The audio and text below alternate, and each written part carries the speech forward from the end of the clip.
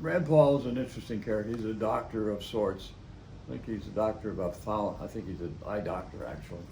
But nonetheless, whatever he still uses his doctor's background. And I'm sure he's got a background, but on the virus, uh, and the herd immunity thing is fine. But when you have the spiking that we're having, it becomes much more questionable. What can you do? You don't know who's a carrier and who isn't a carrier. Somebody comes up to you, they get too close to you, and you don't know them. And even if you do know them, you don't know that they are a carrier or not, and they don't know that they're a carrier. So what do? You have to have a mask for yourself to protect yourself. I don't see any way around it until this gets to a certain point. And we're going into the worst possible time in the next month or so. It's just going to be awful because the colder it gets, the faster the virus spreads. The flu virus can kill you too. So I would say if you don't have that vaccination, you should get it. But the other thing that talking about the mail-in ballot, I always had trouble with the mail-in ballot myself because I just feel that you need to come to vote in your precinct if possible to show your citizenship that way. But poor people don't have that luxury. Poor people work jobs, sometimes 3 jobs. How they they can't get to a mail.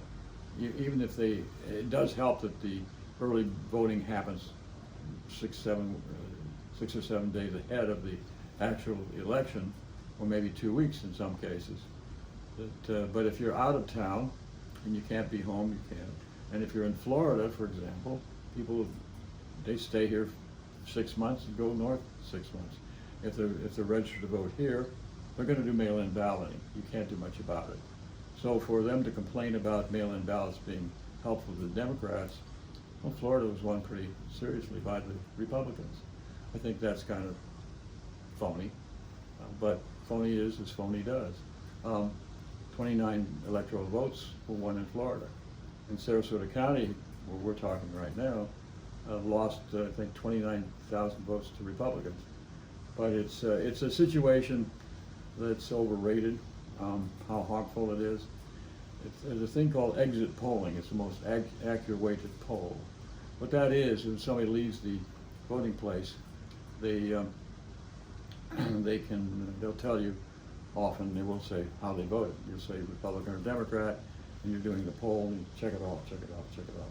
And they did most exit polls in the suburbs, women especially voted Democrat, even Republican women, especially Republican women. 60% of all women voted Democrat. So that would have affected the vote nationally. The one I've used before in previous shows is the 3 states of of Kentucky, Louisiana, and Virginia all voted Democratic governors in. It was the women that did it. Republican women made that difference. But the mail-in ballots, when you have a mail-in ballot, if there's a way to count them and say what the numbers are as they come in, Democrat or Republican, because you can't. When they're scanned, it can be reported, it shows up. They're counting them as they come in, way before the election. So there may be a way to use that information to say that the polling for this candidate or that candidate has gone up or down or whatever. But the current polling is just ridiculous. It's so off the wall. But Rand Paul, he likes to talk about the virus now, that the herd immunity is going to make a difference. They always say that. So if everybody gets sick enough and the die-off happens, it'll end up quicker, but more people will die more rapidly. So in the meantime, there's what protection do you wear? A mask or don't? The other day, for example, I was sitting in my back area looking at my lake, and one of my friends came to me and gets right in my face saying, what do you think, Augie? What do you think I got? I says, I don't know what you got, but get away from me. You're in my face. And I said, why would you do that? She says, well, I said, there's going to be a vaccination and so forth. I'm never going to take a vaccine. I don't believe in that stuff. She's giving me this stuff. And I said, so let us see now. You don't know that you have it. Oh, no, I don't feel a thing. I said, because you don't think you do, you don't. Now, that's a person who chooses to be comfortable in the idea, unless you feel a problem or some sign of a problem, then you don't have the problem. You don't know if you're infected or if you're infecting others. And that's where she was. She said, it's all political. It's just what side you're on or not. If you're on my side, you're like the president, then you don't have a problem. But he got the virus, didn't he? He had to have remdesivir, which is a liquid cocktail you take. And he felt terrific after it. It pumped up his antibodies, and they got him over the hump and saved him. He had a severe bout, I do think, and he survived, and I'm glad for him. But now he infected everybody and his brother, and his whole White House is, I think 45 or 50 people have been infected since. And he takes no responsibility for that, makes no apologies for that.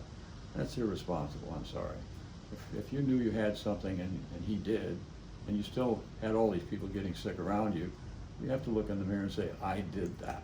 I had a share of doing that. That's not a very good human thing to do. Let's see if we can go and look at some of the other people. They gave an Emmy to Governor Cuomo for his medical presentations, which I really found to be terrific. Let's look for something on Fox here. Not right, it's cut off from the show.